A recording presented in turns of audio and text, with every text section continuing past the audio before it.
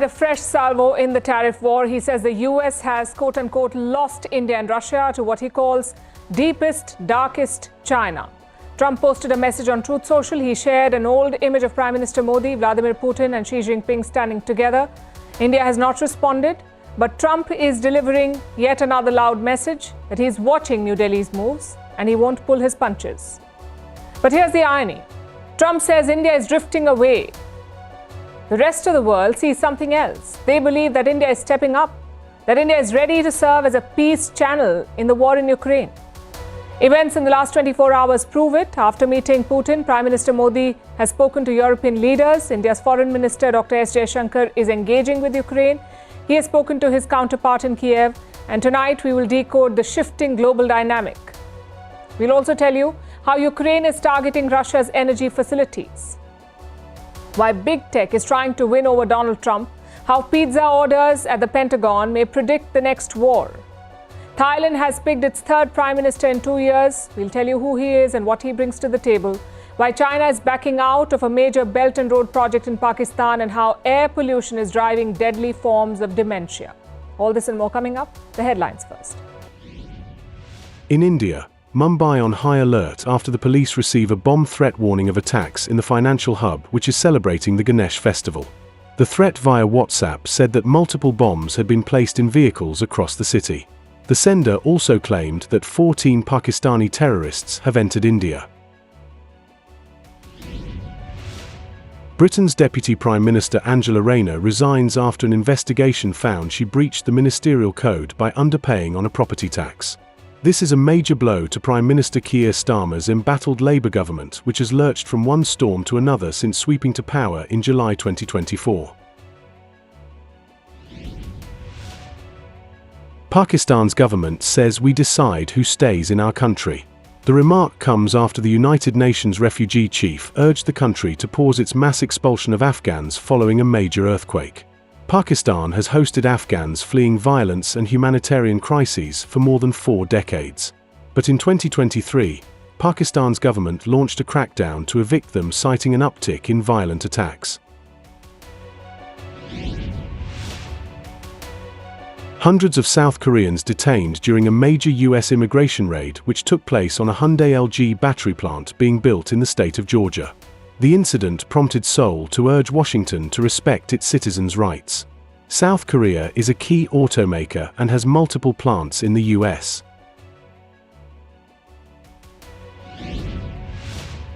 And the World Health Organization recommends a range of weight loss drugs to treat diabetes and obesity globally for the first time. It also called for cheap generic versions to be made available for people in developing countries.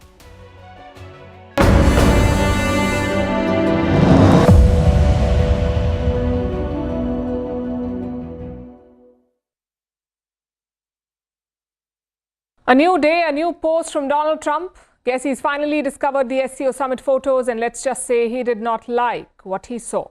Indian Prime Minister Narendra Modi, Chinese President Xi Jinping and Russian President Vladimir Putin all smiling, all huddled together, standing in the same frame this week. And Donald Trump? Well, he couldn't help itself, it seems. On Truth Social, he has finally fired away, and this is what he said, I'm quoting, "Looks like we've lost India and Russia to deepest, darkest China. May they have a long and prosperous future together." Yes, that's a real quote. Clearly, the picture stung. They rattled him enough to go public with a post like this, because to Trump, this is not just a photo op, it's a picture of America getting left out. And it's understandable. Donald Trump is waging a trade war on the whole world. He has sanctioned India for buying Russian oil, a purchase that Washington itself encouraged for the last 3 years. His advisors are lecturing India every day. They're playing good cop, bad cop. So no, Trump did not lose India. He pushed India to look for other partners. And here's the other irony. Donald Trump may see India slipping away, but the rest of the world sees India stepping up as peace mediator for the war in Ukraine. The last 24 hours have made one thing crystal clear. New Delhi can speak to everyone in this game. The West dials India, Moscow listens to India, Kyiv appeals to India, and that places New Delhi in a unique position to lead the peace negotiations. Yesterday, Prime Minister Modi received a call from European leaders. The two sides had a lot to discuss. But of course, in focus was the war in Ukraine. EU chief Ursula von der Leyen said it best in a post on X. She said, and I quote, "India has an important role to play in bringing Russia to end its war of aggression and helping create a path towards peace." Why? Because Brussels knows it cannot get the Russian president on the line, but the Indian Prime Minister can. In fact, just this week, Prime Minister Modi met President Vladimir Putin at the SCO summit in Tianjin, China. They held a bilateral meeting on the sidelines of the summit. And there too, Prime Minister Modi called for a swift end to the war, emphasizing on the need for peace. Excellency, Ukraine में चल रहे संघर्ष के विषय में हम लगातार चर्चा करते रहे हैं। हाल में किए गए शांति के सभी प्रयासों का हम स्वागत करते हैं। हम आशा करते हैं कि सभी पक्ष कंस्ट्रक्टिवली आगे बढ़ेंगे, संघर्ष को जल्द से जल्द खत्म करने और स्थायी शांति स्थापित करने का रास्ता खोजना होगा। ये पूरी मानवता की पुकार है।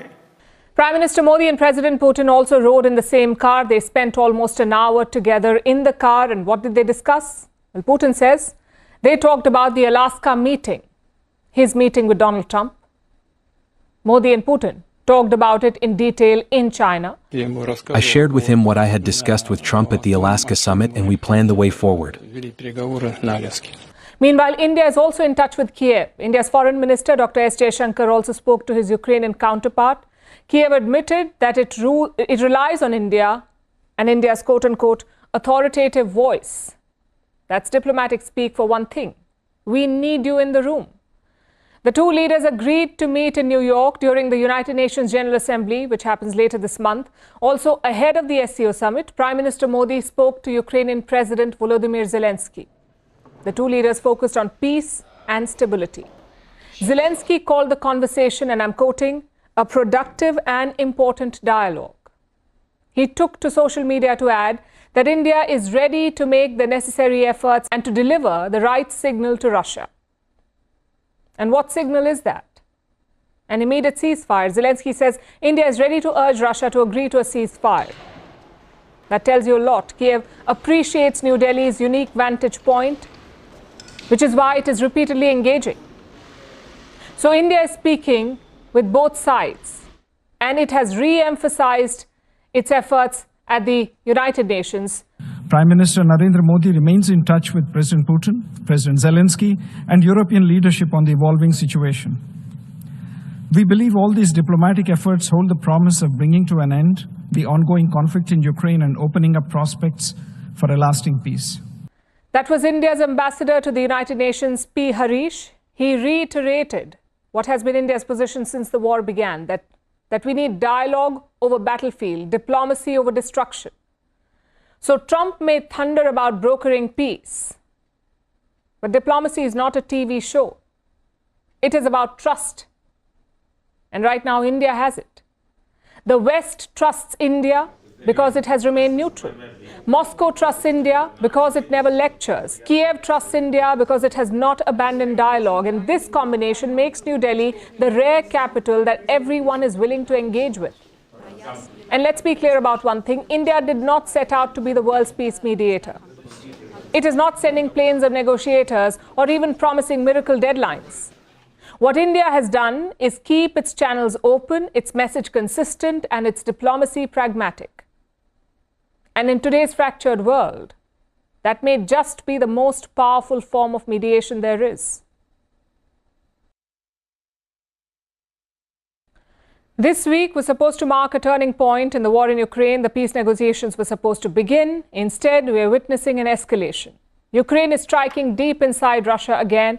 It is going after the backbone of the Russian economy, the energy infrastructure, the oil and gas fields. Ukraine is striking refineries, depots, and pipelines. And the impact is being felt across Russia. Many Russians are experiencing shortages at fuel pumps. And how is Ukraine executing these strikes? Well, they're using drones. They've scaled up production in a big way. One of their drones is called the FP1. It first appeared in May. Today, it makes up 60% of Ukraine's strikes inside Russia. Ukraine is producing around 100 FP1 drones every day. Each one carries a warhead of 60 to 120 kilos. Now, with a lighter load, it can fly up to 1,600 kilometers. And this one is cheap. One FP1 costs about $55,000, which is much cheaper compared to what others are using. So that's the weapon that the Ukrainians are using, and the purpose is quite clear. Kyiv wants to choke Russia's energy revenues. It wants to hit the Kremlin's war chest. In fact, we have some data. This year, 40% of Ukraine's long-range strikes have targeted energy facilities. Last month, Ukraine stepped up these strikes. It has hit more than a dozen refineries so far. Reports say up to 20% of Russia's refining capacity is offline. That's about 1 million barrels a day. This supply has disappeared from the market. Ukraine is targeting vital equipment at these facilities. It has damaged crackers in oil facilities. What are crackers? Crackers are basically big machines. They take in crude and they process it into petrol and diesel. Now, repairing these machines, these crackers, is a challenge because Russia needs spare parts from the West. And because of sanctions, the supply of spare parts has become a challenge. So Ukraine has struck a key Russian weakness, and the impact is showing. Reports say Russia's oil output is already down by 13%. This has led to fuel rationing. Supplies are being held back in regions like Crimea, Siberia, and the Far East. And in some areas, there are queues at fuel pumps. So there is a supply shortage. And as a result of this, energy prices are soaring. We have numbers from last month again. Wholesale prices reached a record high. They touched about $1,000 for a ton. This is for AI-95 gasoline. This is a type of fuel. It's one of the most commonly used type. Since January, prices are up by 50%. Experts blame Ukrainian attacks for this. They say it has damaged refineries and forced major energy facilities to shut down. So the supplies were already under stress, and now Ukraine has increased the intensity of its strikes, and that is putting more pressure. So how is Moscow responding? It has been forced to restrict exports. In the month of August, Russia banned gasoline exports. This ban was meant to end in September, but now officials are considering an extension until October. So 1 more month. So there are clear signs of a strain. The Russian president has admitted this himself. He gave a statement in Vladivostok. Putin said that Russia faces a gas shortage. He spoke of problems in the Far East. Now, Putin did not directly name Ukraine, but the indication was quite clear. And going by their record, Moscow will hit back. You see, every time Ukraine has struck deep inside Russia, Moscow has responded with force. There's no reason to believe that this time will be different. So expect a strong retaliation in the coming days. By the looks of it, the fighting will only intensify from here. Trump loves the word tariff the way some people love discount. He says it like it's a gift. And the latest item in his crosshairs are chips, semiconductors. They're the backbone of the modern world. Phones, cars, refrigerators, even your overpriced tech-laced toothbrush. They all run on chips. Now, Trump's pitch is quite simple. Build them in the United States and you're safe. Build them anywhere else and you face tariffs. How much? Well, no one knows at this point. Earlier, Trump had hinted that it could be as high as 100%. He even mentioned 200 to 300%. Of course, hyperbole is the US president's strong suit. But this is something that he's been talking about and planning for some time. I've discussed it with the people here, chips and semiconductors, and we'll be putting tariffs on companies that aren't coming in.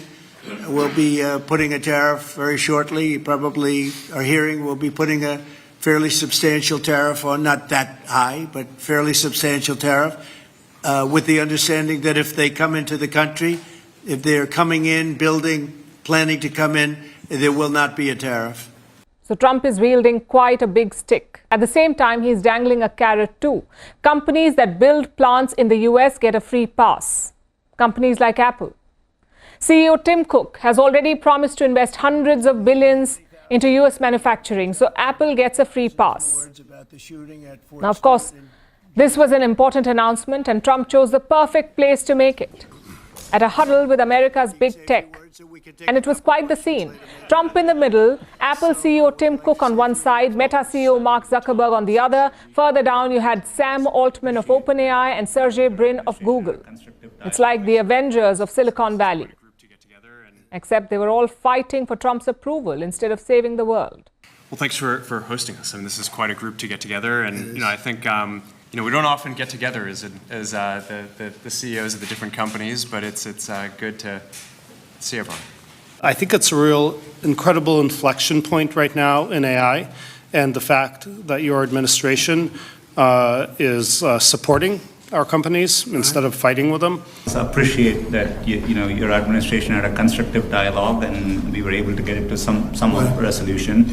I would echo what Sergey said. I think the AI moment is one of the most transformative moments any of us have ever seen or will see in our lifetimes.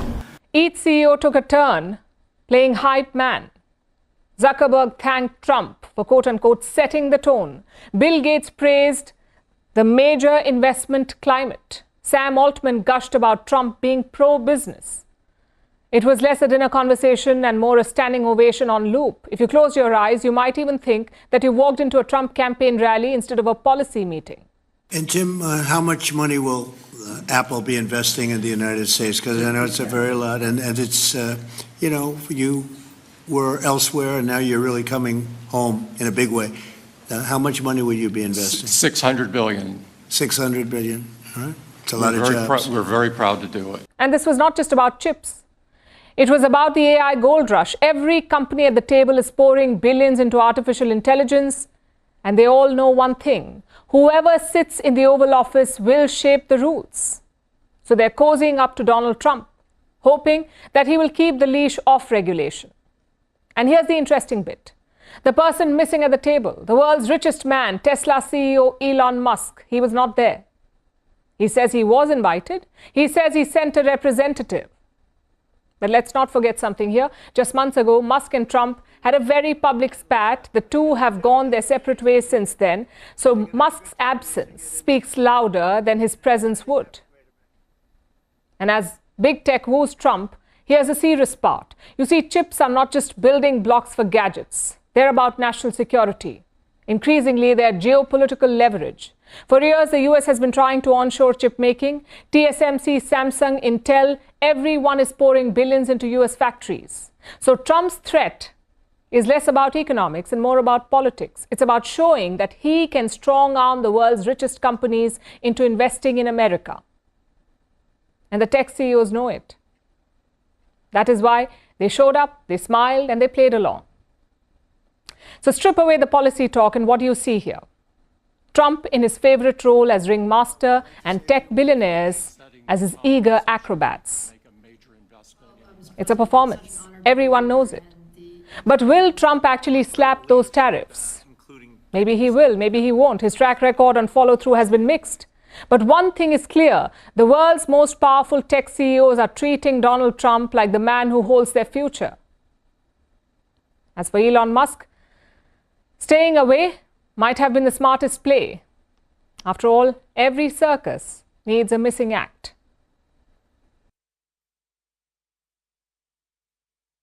Our next story tonight is about three unlikely words: Pentagon, pizza, and parade. When China held its high-profile military parade, something strange was happening in Washington. According to reports, pizza orders surged in the US Capitol, specifically in and around the Pentagon. Now, this might sound like a coincidence, maybe just a hungry day at the Department of Defense, but turns out this was not a one-off instance. Experts have seen a trend. They've seen this before major military operations, before key decisions are made, even during the build-up to an international conflict. Pizza orders from the Pentagon tend to spike. This phenomenon is so common, it has a name. It's called the Pentagon Pizza Index. But what's behind this? And does the theory hold water, or is this just a cheesy conspiracy? Here's a report. Recently, China held its military parade. More than 24 foreign leaders came under one roof. But as Beijing put everything on display, from troops and weapons to diplomatic signaling and optics. Something strange was cooking on the opposite end of the world. Pizzas. Lots of them. Just as the Chinese parade commenced, pizza orders flooded Washington. Specifically, in and around the Pentagon, the headquarters of the Department of Defense. Analysts saw a spike in pizza orders. Customer traffic data from Domino's near the Pentagon hit more than 4 times its usual level, while orders at the nearby Papa John's restaurant tripled. So analysts and internet sleuths connected the pepperoni dots and determined that the so-called Pentagon Pizza Index had struck again. This is an unofficial indicator. It talks about the volume of orders from restaurants near the Pentagon. Under the assumption that when the Defense Department personnel is busy, they love to eat junk food. So many analysts say that the Pentagon Pizza Index can be used to estimate the amount of overtime worked by the Pentagon. But is this theory true? The Pentagon has not commented on it. After all, they have bigger problems to handle, like an unnecessary rebrand. U.S. President Donald Trump wants to sign an executive order authorizing the U.S. Department of Defense to rebrand itself as the Department of War. Even though the U.S. has never really won a modern war, not in Iraq, not in Afghanistan. But this is Trump's attempt to formalize the name change without reason and without an act of Congress. He has regularly talked about it. We had an unbelievable history of victory when it was Department of War. Then we changed it to Department of Defense. Taxonomical troubles aside, the Pentagon Pizza Index is far from scientific. But at the same time, it is not something that the internet has just made up either. From political analysts to software engineers, all kinds of people have been tracking pizza activity around the military complex. For instance, last month, orders from pizza shops near the Pentagon surged during 2 military parade rehearsals held in Beijing. Something similar happened in the month of June. The timing of Israel's attack on Iran was top secret, but about an hour before Tehran reported explosions, pizza orders around the Pentagon went through the roof. Soon, this happened again. Pizzerias experienced a huge surge in activity. And less than an hour later, Trump announced that the U.S. had attacked 3 nuclear sites in Iran.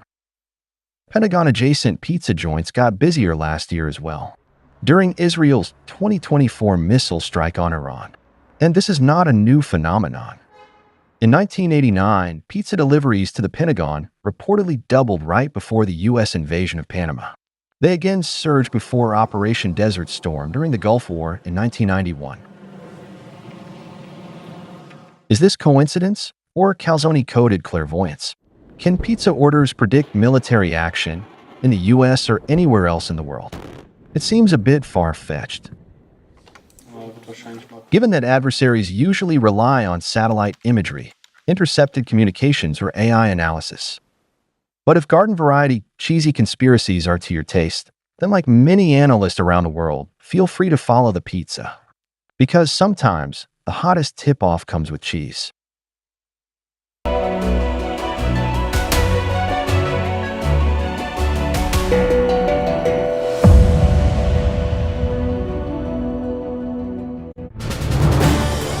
This is News 18 Network.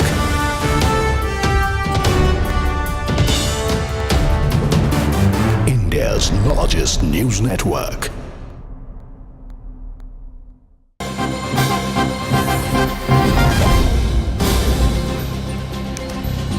All right, getting in breaking inputs. In fact, a big reaction coming in from the US President Donald Trump, who's remarked that he has lost India and Russia to the deepest, darkest China.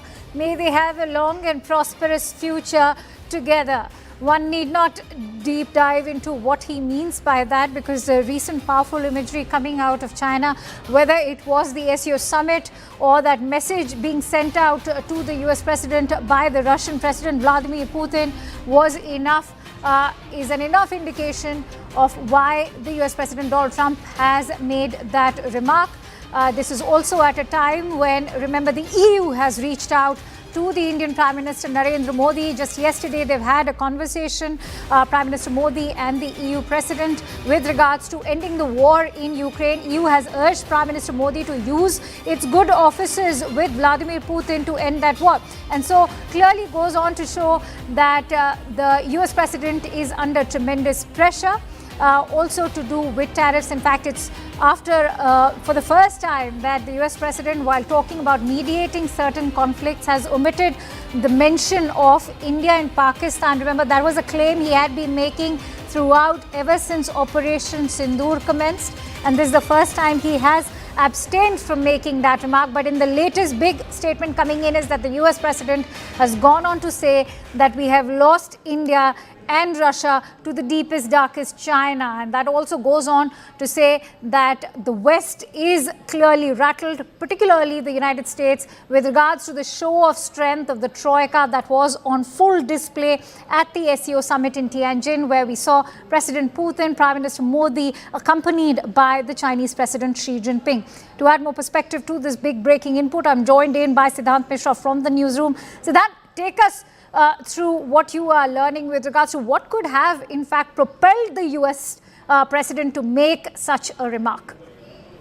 Well, I think that this is Trump's way of handling the pressure which his administration has been facing, Akanksha, from last 1 week. In fact, the strategic think tankers from the Democratic side perhaps have been writing, speaking about how President Trump's tariff policy has made India pivot China and Russia. And in fact, many are saying that it was a historic blunder which he has committed. In fact, many are saying that that he has undone the 25 years of hard work that has been put by previous administrations in the United States, and perhaps to which he don't have any answer.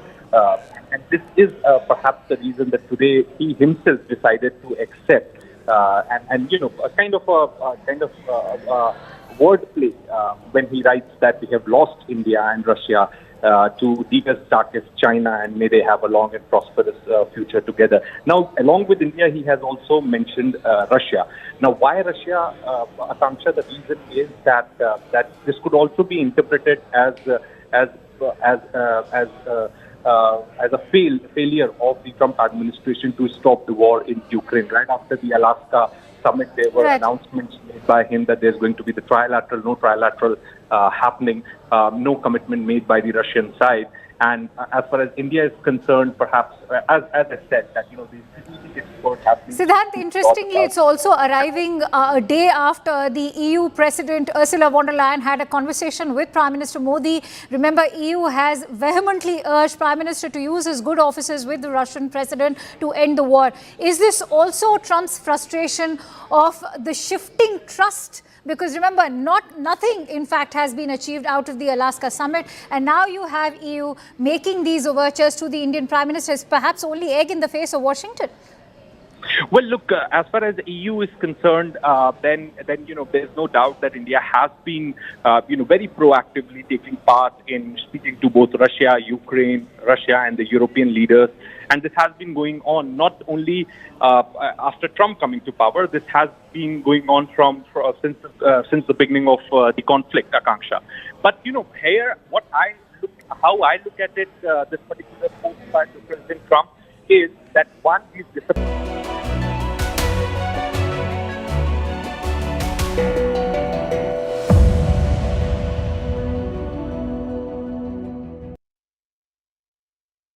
Now to a Network 18 exclusive. India's Finance Minister Nirmala Sitharaman sat down with Group Editor-in-Chief Rahul Joshi. This comes just days after she announced major cuts to India's consumption tax. That's GST, the Goods and Services Tax. Sitharaman said that she's confident that the new rates will roll out on September 22nd. She also spoke about tariffs and how they could affect India's reform agenda. She countered comments made by US President Donald Trump and also those made by his aides on India and its economy. Trump's latest comments on India have sparked quite a stir today. He said, "We have lost India and Russia to China." Here's an excerpt from that conversation. What was the vision behind this? What did the Prime Minister tell you? How did it come about? Well, the Prime Minister did announce it from the Red Fort on Independence Day. But even about 8 months ago, he called me once and had a long talk about how GST can be, revamped, looked at. When next opportunity came, I went, gave him a detailed description. Is that I just want, as I said at the first meeting, the simplistic or simplified, not simplistic, simplified way of doing business, and also like the way we did in the budget, respecting the middle class, respecting the taxpayer.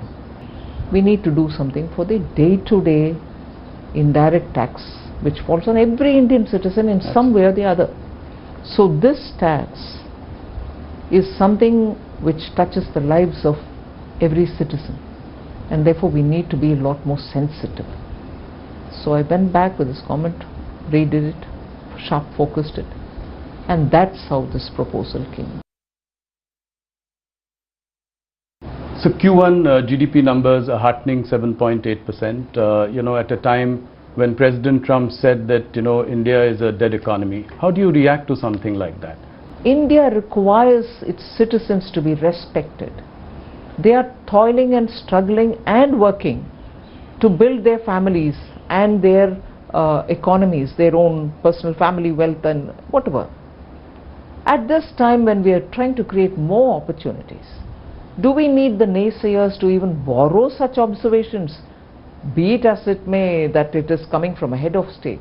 Do we need our own people to use these expressions? It is undermining not the government, you're undermining our citizens' efforts. And a responsible opposition, I wished didn't repeat these lines, but I think it is, I would react only to what our people are saying rather than a head of state elsewhere. Now that tariffs with the US are at 50%, what is the likely impact on the GDP going forward? So it is very clear that industries have been speaking about the tariff and its impact. The government has designed something for itself. We will come out with something to handhold those who are hit by the 50% tariff from the US. Nirmalaji, will we also continue to buy Russian oil? Yes, that's been made very plain and simple. Whether it is Russian oil or anything else, it's our decision to buy from the place which suits our needs, whether in terms of rates, logistics, anything. Nirmalaji, India and China are now mending sort of fences. So, right now it is at the level of resuming the flights and giving visas to each other. But what could be the next steps? How could we make the Chinese markets more accessible to Indian companies? There is, of course, a huge deficit of $100 billion here. So how do we do that? I mean, what are the next steps? There's just a lot of work to be done in that area. There's no hiding it. We need to have trade conversations, market access conversations, non-tariff barrier conversations with the Chinese.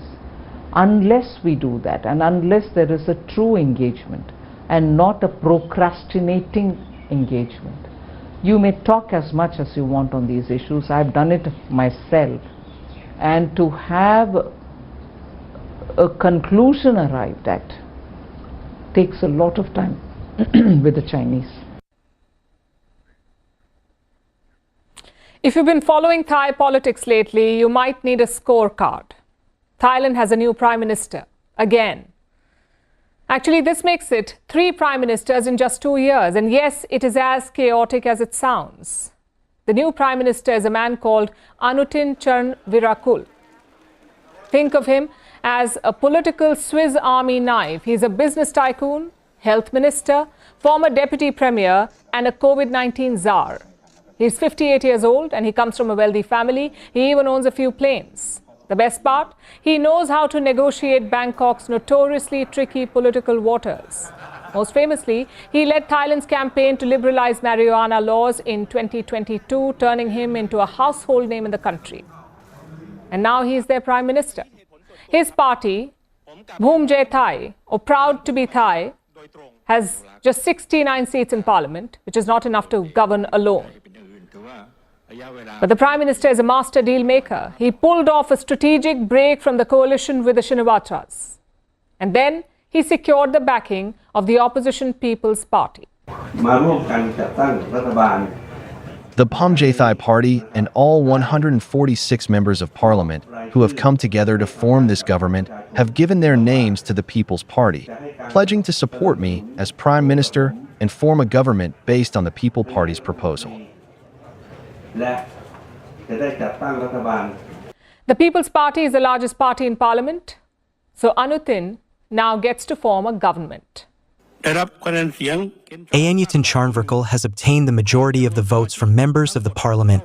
Therefore, the meeting has agreed to elect Ayanyutin Charnvirakul as Prime Minister under Section 159 of the Constitution. Congratulations. In return, he promised a national election within 4 months, also a process to amend the military-drafted constitution. But why does Thailand have a new Prime Minister? Well, the previous Prime Minister, Paetongtarn Shinawatra, was removed by Thailand's Constitutional Court only last week. This was over a leaked phone call. A phone call between her, then Prime Minister of Thailand, Paetongtarn Shinawatra, and Hun Sen. That's the President and longtime leader of Cambodia. The Prime Minister of Thailand and the President of Cambodia, they had a phone call. When the armies clashed last month, Paetongtarn called Hun Sen.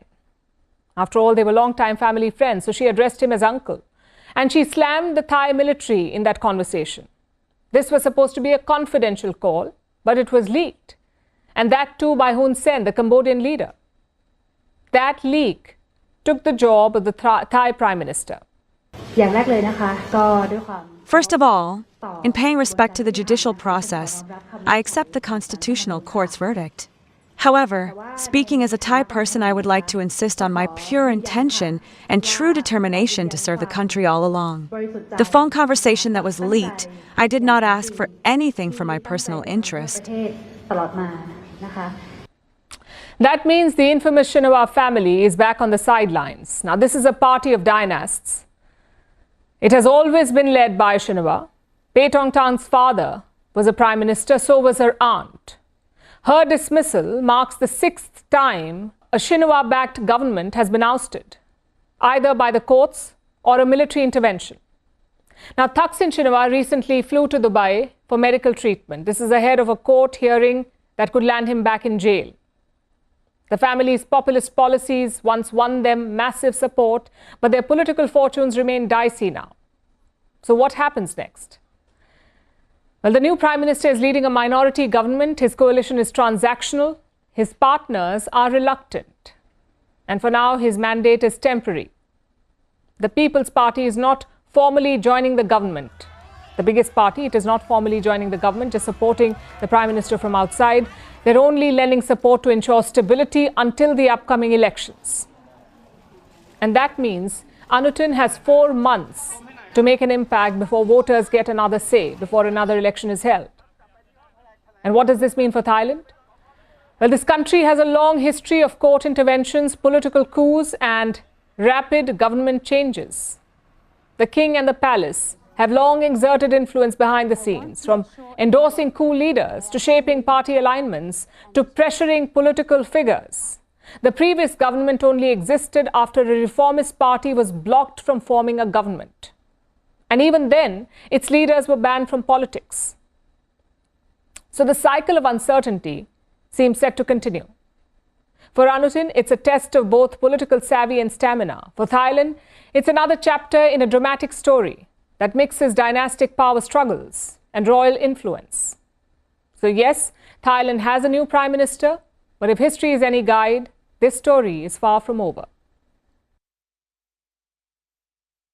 Now to Pakistan. Its Belt and Road investments have hit a turning point. China is holding back. It has pulled out of funding a key railway project. This forced Islamabad to look elsewhere. So Pakistan turned to the Asian Development Bank. Reports say a $2 billion loan is now on the table. If approved, it would be the first of its kind. A Belt and Road project in Pakistan financed by a third party and not by China. But why is Beijing hesitating? Our next report tells you. Pakistan's biggest Belt and Road project has a new financier, and it's not China. The Asian Development Bank is stepping in. It will fund the Mainline 1 railway upgrade. This is Pakistan's largest infrastructure project under the Belt and Road Initiative.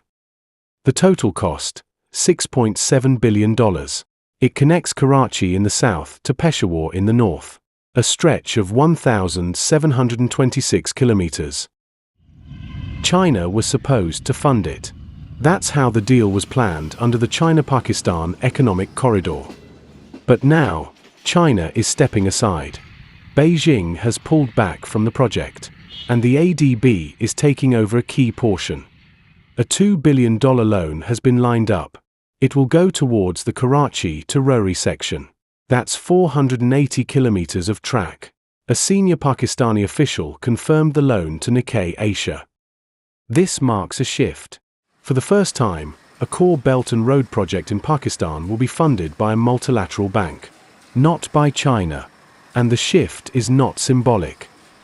It reflects deeper cracks in China's economic engagement with Pakistan. So why is China backing off?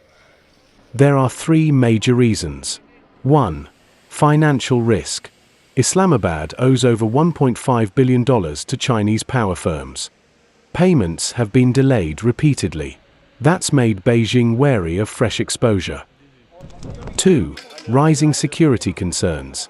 Since 2021, at least 21 Chinese nationals have been killed in Pakistan. Most were working on Belt and Road projects. Beijing sees these attacks as a serious threat. 3. Policy confusion in Islamabad. The ML1 railway has been redesigned several times. Chinese planners submitted feasibility reports, but Pakistan's ministries kept sending them back. The cost has gone up, down, and back up again, from $6.8 billion, initially, to $9.85 billion in 2022, then back to $6.7 billion in 2023, all on Pakistan's request. Beijing sees this as a red flag. Now, China is signaling a change. During his visit to Islamabad in August, Chinese Foreign Minister Wang Yi made a key statement. He welcomed third-party participation in the ML1 project. That's a clear shift. Until now, China insisted on being the sole funder. Back in 2017, Pakistan even rejected an ADB offer, because China wanted full control. Now, the ADB is in, and the rules are changing. Unlike China, the ADB brings transparency. It follows global norms for procurement and bidding. There will be no government-to-government deals. Contracts must go through competitive bidding. That means Chinese companies can no longer be handpicked, and that's another reason why Beijing may be stepping back. Experts say this could mark a turning point. China's model, under CPEC, relied on closed-door deals. It brought in Chinese contractors and loans with fewer conditions. That model is now under pressure. The ADB brings more scrutiny and slower processes, but also more credibility and less risk of political fallout. Does this mean Pakistan is moving away from China? Not exactly. Islamabad still calls China its iron brother, but the partnership is evolving. Pakistan is turning to other lenders, because China is becoming more selective. Experts call it a rethink in Beijing. A shift from big infrastructure to more cautious, diversified investment. And for Pakistan, it's a test of choices. The Belt and Road gave Pakistan roads, ports, and power plants, but it also added debt. Now, the ADB is offering a different path, one that comes with oversight and accountability. It may be slower, but for Pakistan, it could be more sustainable. The Mainline 1 project is back on track, but with a new engine behind it. Not made in China, but backed by Asia's Development Bank.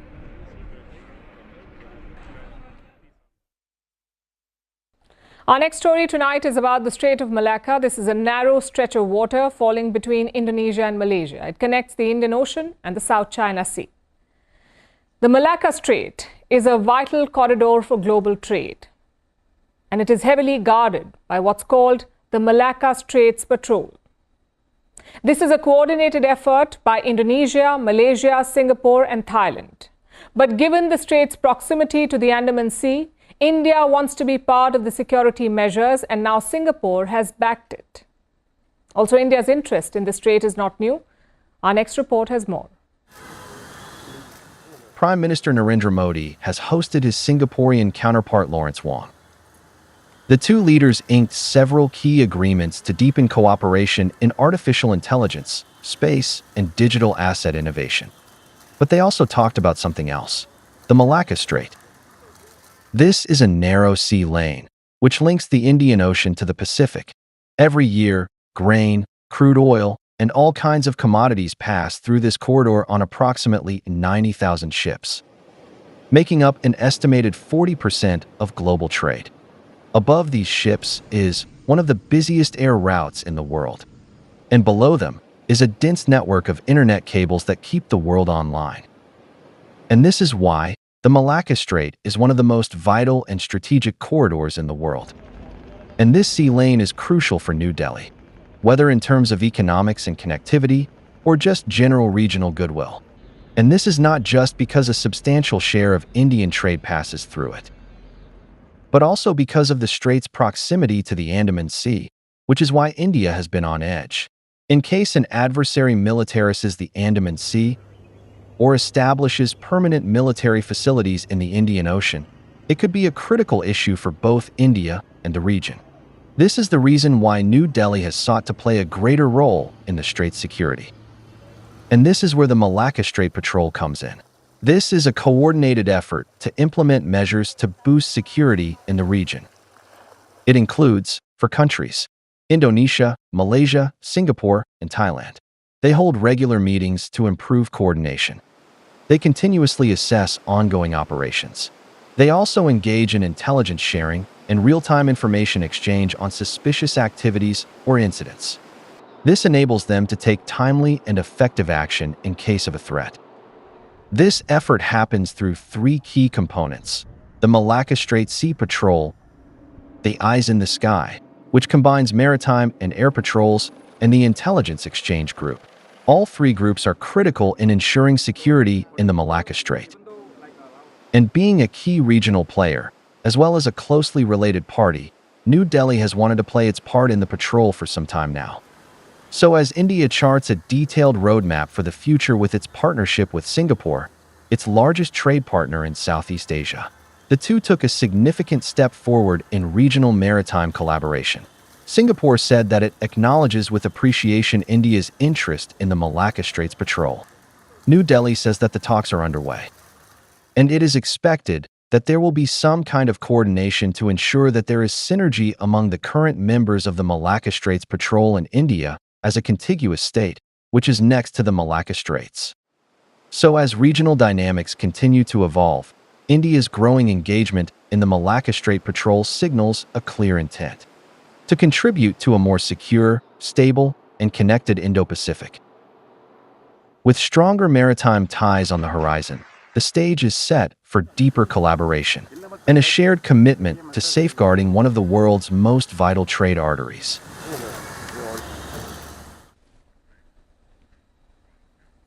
In a world as divided as ours, it seems we can hardly agree on anything. Borders, languages, politics, cultures. We are divided by the lines on our maps and the beliefs in our minds.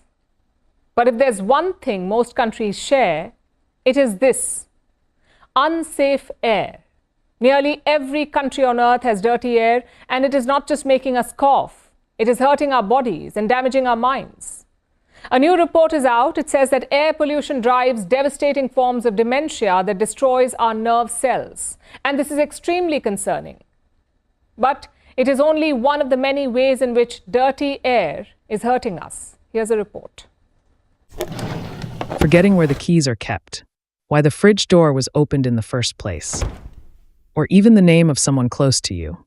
It's difficult to say when the signs creep in. and when they take over countless lives. But one thing is certain: dementia can be a debilitating illness. It is one of the major causes of disability and dependency among people, and the seventh leading cause of death globally. Tens of millions of people the world over live with dementia, and for decades, researchers have believed that mostly two factors are behind this disease: genes and age. But in recent years, a third factor has emerged as a major contributor: air pollution. A new report is out. It says that exposure to dirty air can drive devastating forms of dementia. The fine particulate in the air can trigger the formation of toxic clumps of protein in our body. And as the toxins spread through the brain, they destroy nerve cells in their path, birthing diseases. And this is not the only way that air pollution harms our brains. Research shows that it reduces our ability to focus on everyday tasks. It increases the risk of depression, anxiety, and psychosis. It reduces cognitive functioning and causes structural brain damage. Air pollution is also bad for our bodies. It affects everything from our skin to our nerves to our organs. It increases the risk of asthma, pulmonary disease, lung cancer, heart attacks, stroke, and other diseases. Air pollution can cut our lifespans. It affects us throughout our life. Studies show that young children who are exposed to high levels of air pollution are more likely to experience poor health outcomes later in life. And yet, nearly every country on Earth has dirty air. Only 7 countries in the world meet the World Health Organization's guidelines on air quality, including Australia, New Zealand, Iceland, and Estonia. Meanwhile, the most polluted countries are Chad, Bangladesh, Pakistan, the Democratic Republic of the Congo, and India, where pollution is at least 10 times higher than recommended limits. These are the worst defaulters. But across most of the world, the air we breathe is killing us slowly. Thanks to fossil fuel burning, vehicular traffic, and of course, climate change. It has only made the situation worse by exacerbating wildfires and other extreme weather events.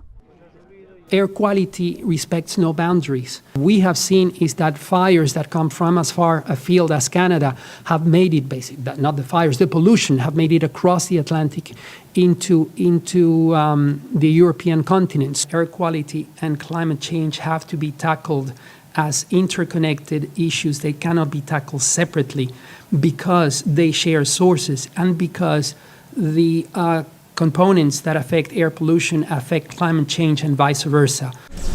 Merci. Tackling air pollution demands a policy shift. With more funding for renewable energy projects and public transport, infrastructure built to encourage walking and cycling, and bans on burning farm waste. Until there is real change, virtually everyone will continue to breathe air that destroys our body and mind. The science is clear, and the cost of inaction is too high. It's about time that clear air is not treated as a luxury, but a basic human right.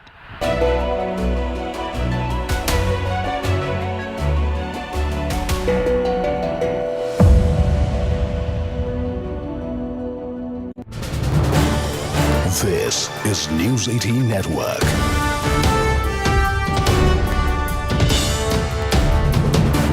India's largest news network.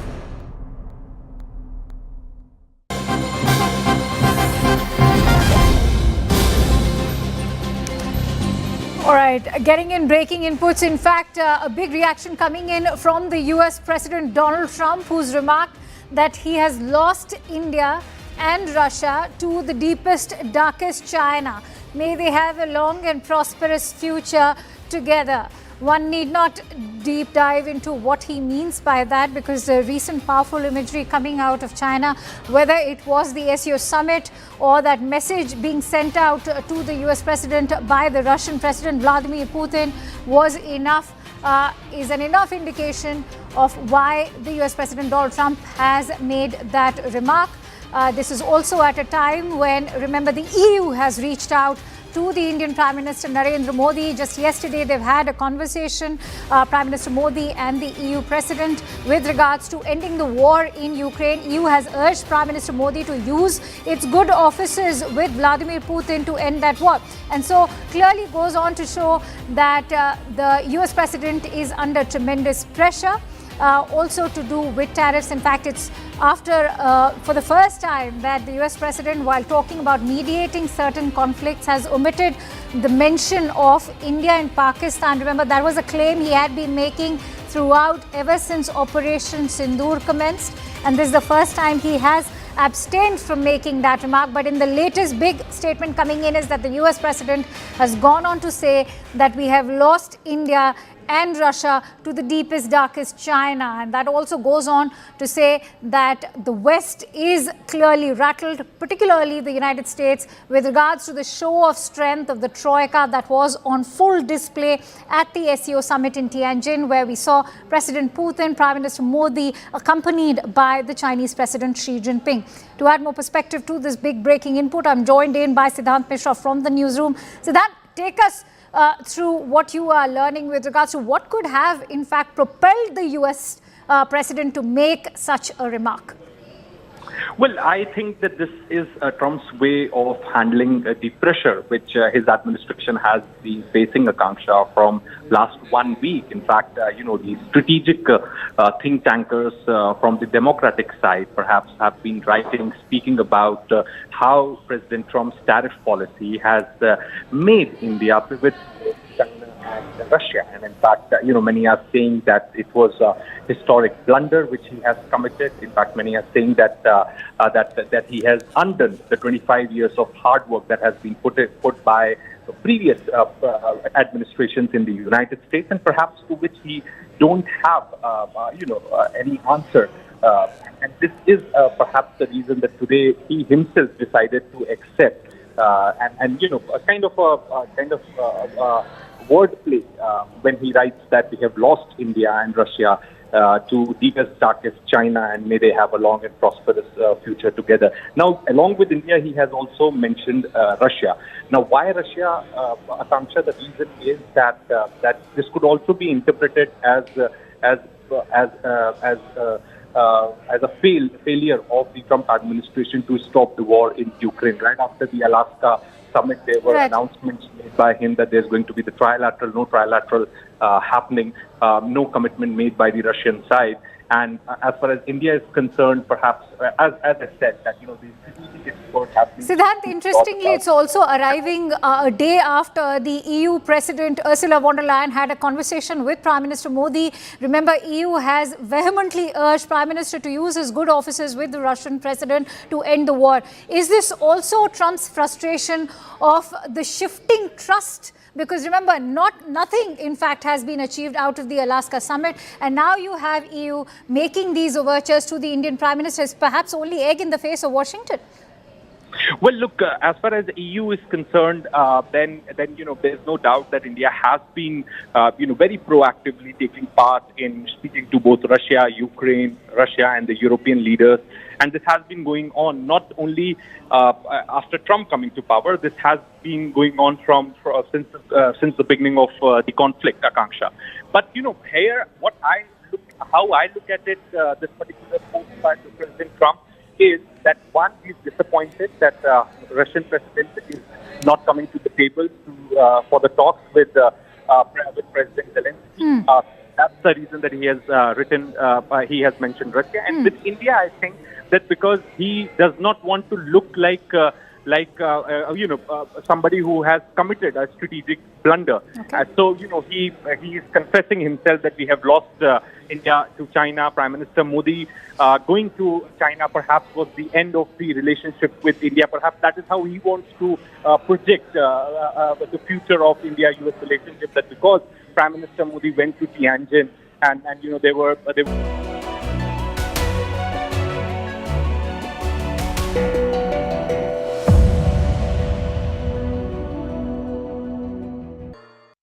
And now it's time for Vantage Shots, images that tell the story. In Japan, a 102-year-old man becomes the oldest person to summit Mount Fuji.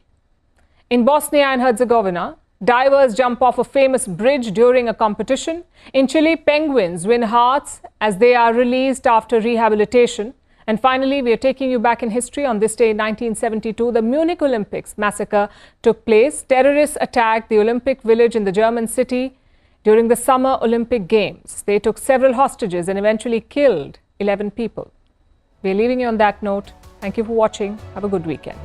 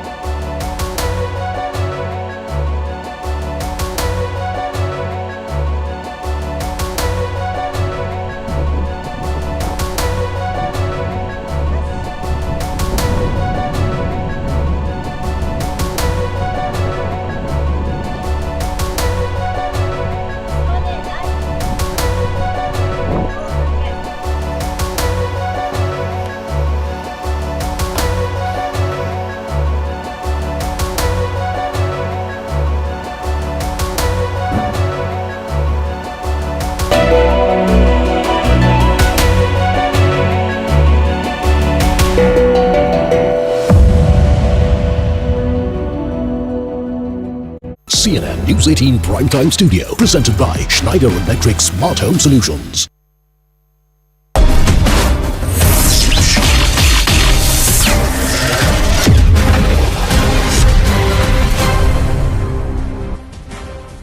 Namaste, Jai Hind, and welcome to this edition of The Right Stand. I'm Anand Narasimhan, and we are coming to you live from the CNN News 18 Primetime Studio, presented by Schneider Electric Smart Home Solutions. Let's get to it, viewers. Earlier this week, the Tianjin Troika sent a message to US President Donald Trump, and especially the Oval Office and the administration there, that they will not be bullied. When the three heavyweight leaders, Prime Minister Narendra Modi, President Xi Jinping and President Vladimir Putin, were seen together and these pictures went viral across the world, it sent out a big signal of not towing the US line and not cowing down to their empty threats, or perhaps the threats and the bullying that was, or the signals that were being sent, intimidatory signals that were being sent by President Trump and the Oval Office. Signs of a new global order